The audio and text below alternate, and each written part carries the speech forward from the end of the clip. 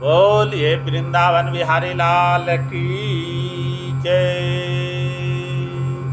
कामै तय तय हृता ज्ञाना परपदन्ते देवता तम तम नियमम् आस्थाय प्रकृत्या नियता स्वावया। जिनकी बुद्धि भौतिक इच्छाओं द्वारा मारी गई है वे देवताओं के शरण में जाते हैं और वे अपने अपने स्वभाव के अनुसार पूजा की विशेष विधि विधानों का पालन करते हैं।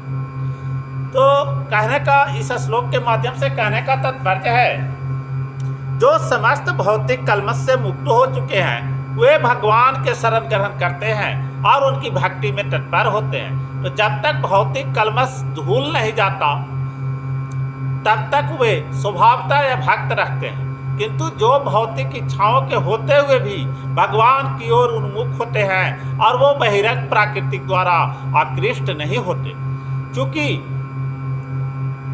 चूंकि वे सही उद्देश्य की ओर अग्रसर होते हैं, अतः वह शीघ्र ही सारी भौतिक कामेच्छाओं से मुक्त हो जाते हैं। तो श्रीमद् भागवत में कहा गया है कि मनुष्य को चाहिए कि स्वयं को वासुदेव के प्रति समर्पित करे और उनकी पूजा करे, चाहे वो भौतिक इच्छाओं से रहित हो या भौतिक इच्छाओं से पूरित हो या भौतिक कलमश से मुक्त चाहता हो।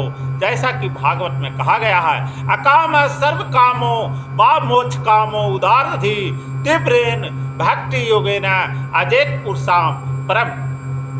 माने जो अल्पज्ञ हैं तथा जिन्होंने अपनी आध्यात्मिक चेतना खो दी है वे भौतिक इच्छाओं की अविलंब पूर्ति के लिए देवताओं के शरण में जाते हैं। सामान्यतः ऐसे लोग भगवान की शरण में नहीं जाते, क्योंकि वो निम्नतर गुणों वाले रजो तथा तमोगुणी होते हैं। अतः वे विभिन्न देवताओं की पूजा करते हैं, वो पूजा के विधि विधानों का पालन करने में ही प्रसन्न रहते हैं। तो देवताओं की पूजा छोटी छोटी इच्छाओं के द्वारा प्रेरित होते हैं और यह नहीं चाहते कि परमलक्ष्य तथा किसी प्रकार पहुंचा जाए, किंतु भागवत भक्त कभी भी पथभ्रष्ट नहीं होता, क्योंकि वैदिक साहित्य में विभिन्न उद्देश्यों के लिए भिन्न भिन्न देवताओं का पूजन का विधान है। अतः जो भागवत भक्त नहीं हैं वे सोचते हैं कि देवता कुछ कार्यों के लिए भगवान से श्रेष्ठ हैं, किंतु शुद्ध भक्त जानता है कि भगवान कृष्ण ही सबके स्वामी हैं। चैतन्य चरितामृत में